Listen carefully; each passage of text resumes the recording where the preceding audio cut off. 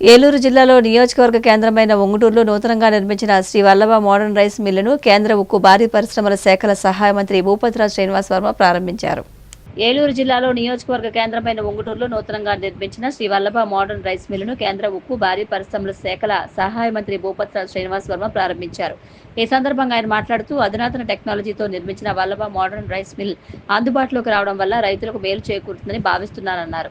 ప్రారంభోత్సవ కార్యక్రమంలో BJP senior నాయకులు MLC Somu Veerraju, Unguturu MLA Pachamatla Dharmaraju, Tadepalligudem MLA Bolisetti Srinivas, మాజీ ఎంపీ మాగంటి బాబు, బీజేపీ ఉంగుటూరు నియోజకవర్గ ఇన్ఛార్జ్ శరణాల మాలతీరాణి, బీజేపీ తాడేపల్లిగూడెం నియోజకవర్గ ఇన్ఛార్జ్ ఈతకోట తాతాజీ, స్థానిక ప్రముఖులు, కూటమి నాయకులు తదితరులు పాల్గొన్నారు.